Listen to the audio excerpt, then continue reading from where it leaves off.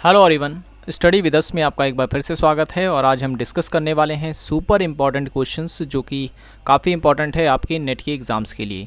ठीक है, तो इस वीडियो में जैसा कि मैंने आपको बताया भी है कि इसमें हम डिस्कस करेंगे research aptitude, teaching aptitude, communication, people and environment, सभी के जो है मिक्स क्वेश्चन मैं लेके आया हूँ। और सभी क्वेश्चन को जो है हम बारीकी से एक्सप्लेन करेंगे और समझेंगे। तो अगर आपने अभी तक कुछ भी तैयारी नहीं की है तो आप ये हमारी सीरीज़ ज्वाइन कर सकते हैं। इसमें आपका बहुत ही अच्छी तरीके से रिवीजन हो जाएगा। ठीक है, और अगर आप तैयारी कर रहे हैं यूजीसी नेट पेपर 1 के लिए तो आप हमारी जो है प्लेलिस्ट देख सकते हैं। पेपर 1 पर जो है आपको सभी टॉपिक्स पर वीडियोस वहाँ पर मिल जाएंगी। ठीक है, लिंक डिस्क्रिप्शन में है और ऊपर आई बटन जो है उस पर क्लिक करके भी आप हमारी वीडियोज़ को देख सकते हैं। तो चलिए शुरू करते हैं। तो पहला जो सवाल आज का वो ये है कि वह शोध जिसमें पुरुष और महिलाओं के बीच सामाजिक असमानता पर जोर दिया जाता है। ठीक है, सामाजिक असमानता पर जोर दिया जाता है किसके बीच? पुरुष और महिला के बीच। तो वो किस शोध में आता है? तो याद रखें सही जो आंसर है इसका वो है ऑप्शन नंबर बी। ठीक है, ऑप्शन नंबर बी। ये हिस्सा होता है नारीवादी शोध का, जिसमें हम पुरुष और स्त्री के बीच में जो है जो सामाजिक असमानता होती है उसका अध्ययन करते हैं। ठीक है, और महिलाओं को जो है पुरुषों के समान अधिकार दिलाने की बात करते हैं। ठीक है, तो इसे हम कहते हैं नारीवादी शोध। जबकि नीचे जो लिखा हुआ है क्रियात्मक शोध, क्रियात्मक शोध वो शोध होता है जिसमें हम किसी भी तत्कालिक समस्या का समाधान ढूंढते हैं। ठीक है, समाधान। ठीक है, तत्कालिक समस्या का समाधान ढूंढने का प्रयास हम करते हैं। तो वो कौन सा शोध होता है? तो क्रियात्मक शोध में ऐसा हम करते हैं। जबकि तुलनात्मक शोध ये होता है जिसमें हम दो या दो से अधिक चरों के बीच तुलनात्मक अध्ययन करते हैं। ठीक है, कंपेयर करते हैं, तो ऐसे को हम बोलते हैं तुलनात्मक शोध। ठीक है, ये पॉइंट्स आपको याद रखने हैं। देखिए, वीडियो पसंद आए ऐसी वाली तो लाइक ज़रूर करें। ठीक है, और चैनल को सब्सक्राइब नहीं किया तो ज़रूर कर लेना। ठीक है, और बेल आइकन को ज़रूर प्रेस कर देना ताकि जब जब हम वीडियो डालें तब तब आपको जो है नोटिफिकेशन मिलते रहे। तो नेक्स्ट जो क्वेश्चन है, जिस शोध विधि में सामान्यकरण किया जाता है जो उसी प्रकार की अन्य प्रस्तुति पर लागू होता है, तो इसे क्या कहते हैं या इसे क्या कहा जाता है? तो इसे कहा जाता है केस स्टडी। ठीक है, प्रस्तुति नहीं होगा यहाँ पर होगा परिस्थिति।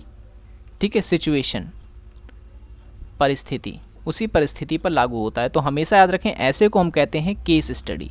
केस स्टडी में होता यह है कि जितने भी घटनाएं वगैरह होती हैं उन्हीं घटनाओं के आधार पर जो है हम अपना शोध तैयार करते हैं। तो केस स्टडी इसका सही आंसर हो जाएगा। पैनल स्टडी क्या होता है? पैनल स्टडी में कुछ लोगों का समूह होता है, उसका हम अध्ययन करते हैं। ठीक है, तो ये पैनल स्टडी में आ जाता है। तो ये भी पॉइंट जो है आपको याद रखना है। नेक्स्ट क्वेश्चन की ओर चलते हैं। जिस प्रकार के शोध में शोध के चरणों को चक्रीय होना, ठीक है, याद रखें चक्रीय होना चाहिए। कौन सा ऐसा शोध होता है जिसके जो चरण होते हैं वो चक्रीय होता है, यानी कि सर्कल के अनुसार होता है? तो ये होता है, याद रखें, प्रयोगात्मक शोध में। ठीक है, प्रयोगात्मक शोध में जो शोध के चरण होते हैं वो चक्रीय होते हैं, यानी कि गोल होते हैं। और शोध के देखें चरण की अगर हम बात करें तो स्टेप को लेकर के हमेशा जो है एग्जाम में एक सवाल आता ही आता है। तो शोध के जो चरण होते हैं, ठीक है, शोध के अगर मैं चरण की बात करूं तो 3 ऐसे विद्वान हैं जिन्होंने शोध के चरण बताए हैं, जिसमें से पहले हैं CR कोठारी। ठीक है, CR कोठारी। और दूसरे जो हैं वो हैं राम आहूजा, नाम आपको याद रखना है, एग्जाम में पूछा जा सकता है। और तीसरे जो हैं वो हैं स्टूलर। ठीक है, स्टूलर। इन 3 व्यक्तियों ने शोध के चरण बताए हैं। CR कोठारी कहते हैं कि जो शोध होता है, शोध के चरण की शुरुआत जो है वो होती है समस्या अध्ययन से। ठीक है, किससे? समस्या अध्ययन से होती है। ठीक उसी प्रकार से राम आहूजा भी कहते हैं कि शोध के चरण की शुरुआत जो है वो समस्या अध्ययन से ही होती है। लेकिन स्टूलर महोदय जो हैं ये कहते हैं कि शोध के चरण की शुरुआत जो है शोध विषय के चुनाव से होती है। ठीक है, शोध विषय के चुनाव से होती है, चुनाव से होती है। ठीक है, तो ये पॉइंट्स आपको इस क्वेश्चन में याद रखने हैं। ठीक है, जितने भी मैं आपको करवा रहा हूँ ये सुपर इंपॉर्टेंट है। कुछ नहीं पढ़ा अभी तक तो आप बस हमारी ये सीरीज़ को फॉलो कीजिए, आपको ज़रूर जो है इसमें फ़ायदा दिखेगा। नेक्स्ट क्वेश्चन क्या कह रहा है कि इनमें से, ठीक है, इनमें से कौन सी विधि जो है वो विद्यार्थी केंद्रित है? विद्यार्थी केंद्रित है। देखें, विद्यार्थी केंद्रित और छात्र केंद्रित जो शिक्षण की विधि होती है, ठीक है, शिक्षण टीचिंग मेथड जो होता है वो दो प्रकार का होता है। एक होता है छात्र केंद्रित यानी विद्यार्थी केंद्रित, और दूसरा होता है अध्यापक केंद्रित, ठीक है, या शिक्षक केंद्रित। तो सवाल में पूछ रहा है कि इनमें से कौन सी ऐसी विधि है जो विद्यार्थी केंद्रित है, तो सही आंसर जो है वो है ऑप्शन नंबर सी। ठीक है, प्रोजेक्ट विधि जो होती है ये विद्यार्थी केंद्रित होती है, जबकि ऐतिहासिक विधि, व्याख्यान विधि, ये सब जो हैं ये हैं क्या, शिक्षक केंद्रित। ठीक है, ये शिक्षक केंद्रित में आ जाती हैं। और प्रोजेक्ट विधि जो है ये आती है किसमें, छात्र केंद्रित में। ठीक है, प्रोजेक्ट विधि। और भी कई प्रकार की छात्र केंद्रित विधि होती हैं जो शिक्षण में यूज़ की जाती हैं, जैसे कि एक तो ये हो गया, दूसरा ह्यूरिस्टिक विधि। ठीक है, ह्यूरिस्टिक विधि। और तीसरा जो होता है वो होता है पर्यवेक्षण विधि। और चौथा होता है समस्या समाधान विधि। समस्या समाधान विधि। और नेक्स्ट है निगमन और आगमन विधि। ठीक है, निगमन और आगमन विधि, ये चीज़ आपको याद रखनी है। ठीक है, ये सारी की सारी जो मैंने आपको लिखवाई है ये सारी की सारी है छात्र केंद्रित शिक्षण विधि। ठीक है, और इसके सिवा जितनी भी होती हैं वो शिक्षक केंद्रित शिक्षण विधि होती है। ठीक है, तो ये चीज़ आपको याद रखनी है। आप चाहें तो स्क्रीनशॉट ले सकते हैं हर एक क्वेश्चन का। नेक्स्ट क्वेश्चन देखिए क्या कह रहा है कि किंडरगार्टन विधि का प्रतिपादन किसने किया था। किंडरगार्टन क्या होता है? किंडरगार्टन जो होता है देखा होगा आपने, नर्सरी वगैरह, नर्सरी एलकेजी की स्कूल में यूज़ किया जाता है, जिससे गिनती वगैरह सिखाई जाती है छात्रों को। तो किंडरगार्टन विधि जो है इसका प्रतिपादन किसने किया था, किसने बनाया इसको? तो सही जो आंसर है इसका ऑप्शन नंबर ए। ठीक है, फ्रोएबल महोदय जो थे इन्होंने जो है इसका आविष्कार किया था किंडरगार्टन विधि का। ठीक है, और उसके बाद अगर हम बात करें मोरिया मॉन्टेसरी की, तो इन्होंने जो है मॉन्टेसरी